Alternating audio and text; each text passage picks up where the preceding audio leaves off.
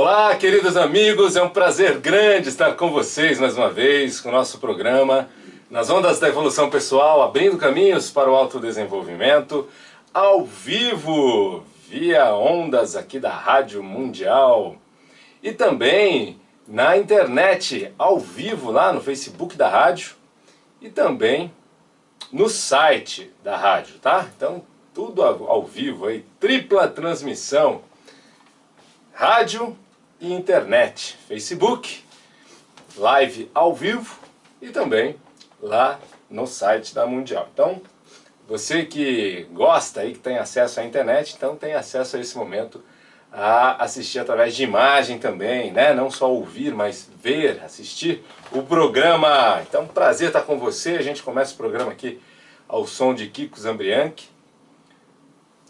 cantando a música Se Um Dia Eu Pudesse Ver. A música se chama Primeiros Erros, né? Então, se um dia eu pudesse ver meu passado inteiro e fizesse parar de chover nos primeiros erros, o meu mundo viraria sol, minha vida viraria sol. Mas só chove, chove, chove. Isso é uma música que marcou bastante uma geração, né? Ela tocava lá nos anos 80 e meados dos anos 80, 86, por aí. E era uma música que tocava no coração dos adolescentes, enfim, né? Então, quer dizer, poxa, se um dia eu pudesse ver meu passado inteiro e fizesse parar de chover lá nos primeiros erros, o meu mundo viraria sol, minha mente viraria sol, mas só chove. Olha que interessante, né? Então, existem erros, houveram erros lá atrás que fazem com que a minha mente hoje não esteja bem, com que na minha mente não exista sol, exista chuva. Existem erros lá atrás, no meu passado, que fazem com que a minha vida, que falte sol na minha vida, né? E eu entendo sol como luz, energia, felicidade, né? Abundância, e chuva como tristeza, como falta de alegria, falta de felicidade. Então, se um dia eu pudesse ver meus primeiros erros e fizesse, se um dia eu pudesse ir lá nos primeiros erros e fizesse parar de chover. Será que é possível? Então hoje, nós somos o resultado de uma história. Nós somos o resultado, é claro, a gente tem uma base genética, a gente tem. E a gente tem também as nossas experiências de vida. Não é à toa que dois irmãos gêmeos, univitelinos, podem desenvolver personalidades muito diferentes. Aliás, irmãs siamesas que compartilham do mesmo DNA, ou seja, elas têm o mesmo corpo, né? Têm duas cabeças, têm o mesmo corpo, têm o mesmo DNA idêntico, ambas têm personalidades diferentes. É impressionante isso. Como é que é possível, né? Então eu acho muito interessante que isso discute essa visão geneticista de que o fundamental é a genética. Quer dizer, então duas pessoas, ou seja, duas mentes com uma mesma genética têm crenças diferentes, personalidades diferentes, emoções diferentes.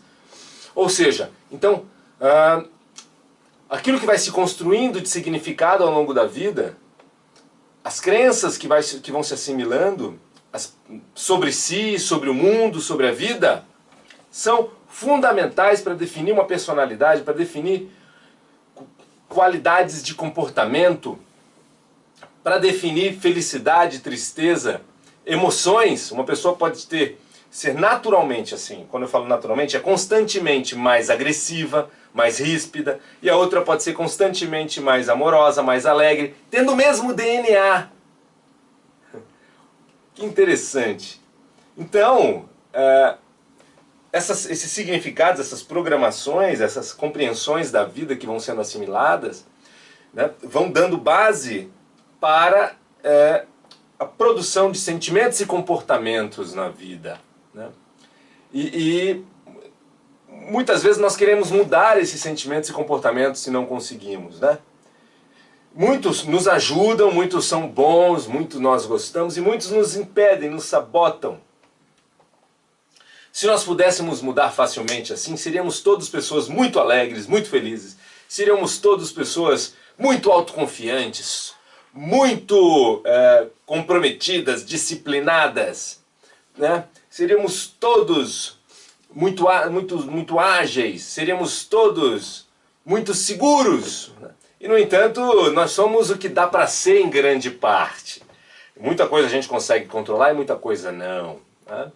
Então, muitas vezes você gostaria de agir de tal maneira e não consegue. Sempre se repete da outra maneira. Por quê? Porque são rotinas instaladas, comportamentos automáticos, emoções que você já tem elas no sistema, você já vem com elas, crenças que você já vem com... Como assim já vem? Já vem da genética? Bom, do meu ponto de vista, principalmente vem da sua formação, dos seus aprendizados. Então você apreende realidades, armazena dentro de você essas realidades, e é com elas que você enxerga o mundo. Você filtra o que vem para você de informação a partir dessas realidades pré-estabelecidas em você. Então, né, como aqui, ó, primeiros erros, a música do Kiko Zambianchi. Então, se eu pudesse parar de chover lá nos meus primeiros erros, minha vida viraria sol, minha mente viraria sol. Por quê? Porque esses primeiros erros, o que são erros? Não vamos julgar, né? Mas eu diria assim, primeiros erros é primeiras compreensões, primeiras significações que geram problemas. Então, tudo é crença, né? Então, se você tem crenças, significados que fazem bem para você, é ótimo. Se esses significados, se essas crenças te geram problema, então vamos dar exemplos. Então, uma pessoa pode ter, lá na infância, significado que a mulher casada perde a liberdade. A mulher perde a liberdade com o casamento, porque ela via que a mãe dela reclamava de não ter liberdade, se sentia sem liberdade no casamento, naquele casamento, numa outra geração. E aí a pessoa hoje tem 35 anos, 30, 40 anos, e poxa, ela começa a entrar em crise porque ela não casou, né? Só que tem um lado dela que não quer casar, tem um lado dela que fica vendo crítica o tempo inteiro, né, que está sempre reclamando do masculino. Na verdade, quando a gente vai investigar mais profundamente, existe lá a crença estabelecida, instaladinha, um primeiro erro, né? Ou seja, existe um significado lá atrás que casamento tira a liberdade. E aí ela decide, enquanto criança, ser uma mulher livre. Então veja só, casamento tira a liberdade, isso é uma crença errada. Não sei se é errada. Ela é uma crença. O casamento tira um pouco a liberdade, tira um pouco. Mas ele dá liberdade também? Ele também promove outras realidades, outras conquistas, outras coisas boas? Sim. Como tudo na vida, né? Se eu quero algo, se eu quero aquilo, eu abdico. Se eu quero um emprego, eu abdico de outros empregos. Se eu quero uma carreira, eu abdico de outra carreira. Se eu quero uma casa, eu abdico de outras casas. Se eu quero um casamento, eu abdico de outras pessoas para me relacionar no nível afetivo sexual, né? Mas veja só, na cabeça da pessoa entrou a crença, tá lá. Casamento tira a liberdade. Uma outra possibilidade seria: homem é tudo sem vergonha, é tudo safado. Então, por conta lá de trás de uma experiência da mãe, ou de, enfim, entrou aquele seguinte: homem não presta, né? Ou mulher não presta. E aí é um sujeito agressivo com mulheres, né? Então, mulher não presta, é um sujeito desrespeitoso com mulheres. Entrou lá numa experiência lá de infância, por causa de uma decepção com a mãe, ou com a tia, ou o que aconteceu lá, ou o que o pai falava.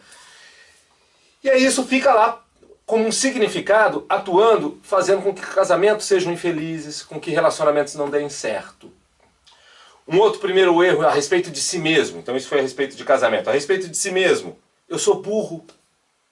Então lá na escola, numa fase não consegui aprender aquela matéria, perdeu o bonde. Por exemplo, matemática. Matemática, se você não for acompanhante, você perde o bonde. Se você não entendeu o que vem antes, quando você vai ter lá na frente...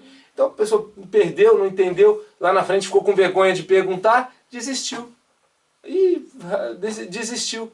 E aí vai piorando mais ainda. E aí repete de ano e fica taxado de burro.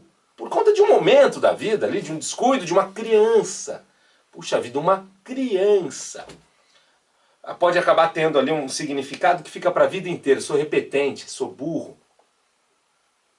Porque, na verdade, ela teve que se adaptar a um ritmo de uma sala, ao invés de adultos, meu Deus, olharem para aquela criança e buscarem se adaptar a elas, ou seja, o que essa criança precisa? Como é que ela pode aprender? Ela não está acompanhando. O que a gente precisa fazer para ela acompanhar, para ela aprender? Que outra maneira, essa maneira de aprender talvez não seja mais fácil para ela, que outra maneira ela possa aprender? Que inteligência, que qualidades ela já tem mais desenvolvidas? Talvez ela possa aprender através da arte, talvez ela possa aprender através da brincadeira, ou com imagens, né? Com uma educação mais visual ou auditiva.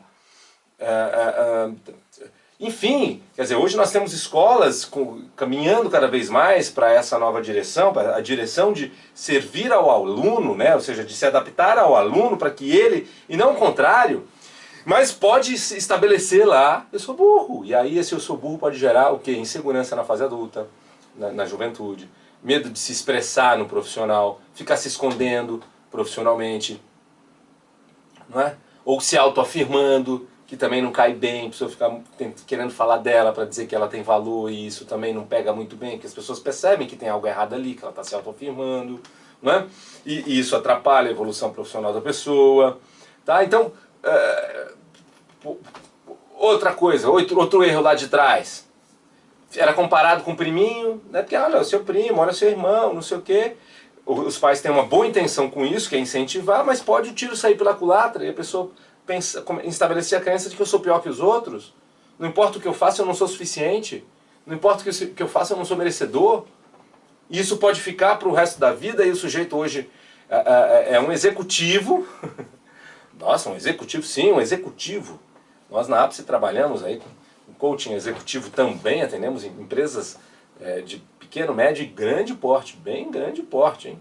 E quando a gente vai ver lá, você trabalhando um gerente, um diretor, o que está sabotando ele profissionalmente é uma questão emocional, é uma crença lá dentro. O que está sabotando ele profissionalmente, né, ele às vezes de conseguir a adesão dos seus colaboradores, de conseguir que os seus colaboradores vistam a camisa, se conectem com ele, às vezes é uma rispidez que ele não consegue controlar, é um não perceber o outro, e às vezes essa rispidez, quando a gente vai investigar, está lá atrás, né? O pai era ríspido, e exigia rigidez dele, dureza consigo mesmo, e ele absorve essa realidade para si, e hoje ele entende, né? Esse é o jeito de comandar pessoas. E aí hoje a gente está numa outra época em que não adianta você ficar enfiando goela abaixo, você precisa ter o envolvimento das pessoas com você, para você ter alta performance, enquanto equipe, enquanto time, mas ele acaba enfiando goela abaixo, ele acaba... E isso muitas vezes faz com que ele perca a gente da equipe, faz com que ele não possa ir para um nível mais elevado ainda, não chegue à presidência, porque, poxa, se ele não consegue, né, ter bons relacionamentos, inteligência emocional nesse nível, não dá para ele ir para o próximo. Então a gente tem aí esses pequenos erros lá de trás, essas crenças que se instalaram, esses significados, fazendo com que a gente tenha as respostas emocionais, comportamentais, que geram problemas na vida hoje. Que afetam relacionamentos, que afetam relacionamentos afetivos e também profissionais, que afetam carreiras, que afetam empresas, hein? O sujeito é um empresário e o negócio não vai para frente, ele fica reclamando da empresa. Vamos olhar para ele. O principal responsável pelo negócio não ir para frente é o empresário. Quais são os comportamentos? Ele está liderando da maneira adequada? Né? Ele é dono de fato do negócio, ele está presente ali, ele cuida das pessoas, mas ao mesmo tempo, cuidar não é ser bonzinho só, cuidar também é dar metas, é dar objetivos, é fazer follow-up, é acompanhar, ele busca recursos, ele usa a sua criatividade, né? Enfim, e muitas vezes não faz isso por quê? Porque tem um padrão lá de trás, tem medos, tem inseguranças, né?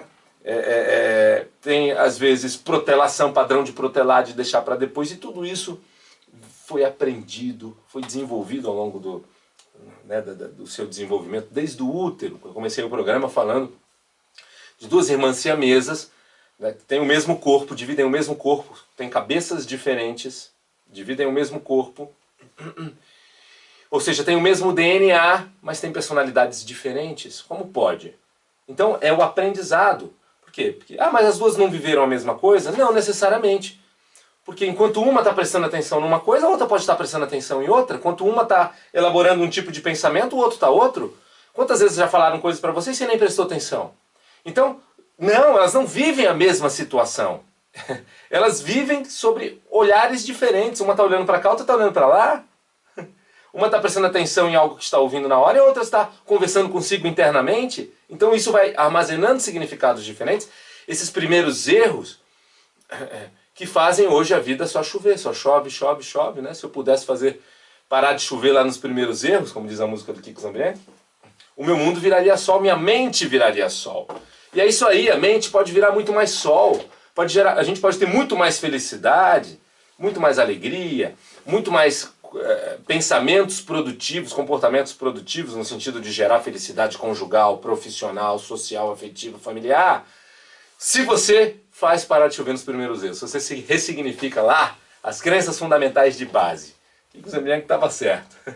Se eu um dia pudesse fazer parar de chover nos primeiros erros. A boa notícia é, ele já podia. Nos anos 80 ele já podia. Né? Já existiam técnicas para ressignificação, reprogramação desses significados, que vão gerar novos sentimentos e comportamentos.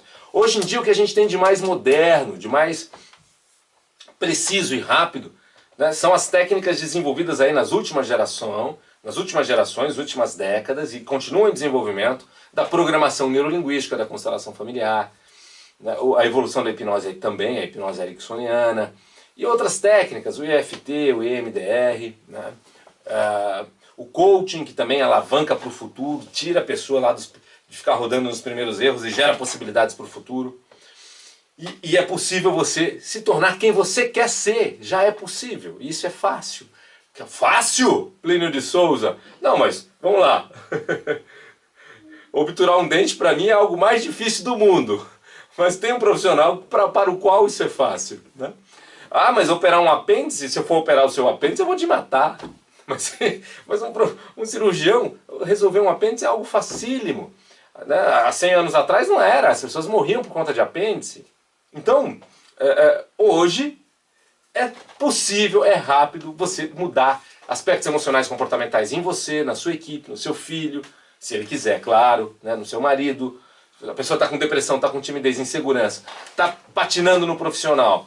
Pô, não está conseguindo resultados em relacionamento, problemas com o chefe, problema consigo mesmo, problemas, né, em qualquer questão emocional, comportamental que você queira mudar, você pode mudar rapidamente com técnicas de última geração, em programação neurolinguística e outras técnicas afins. Eu gostaria de convidar para que você possa fazer parar de chover nos seus primeiros erros e naturalmente ter novos sentimentos e comportamentos. Uma mudança bem feita é aquela que a pessoa se surpreende, ela se surpreende. Na situação que antes travava, ela se surpreende lidando bem, sem se forçar. Ela fala, nossa, sou eu?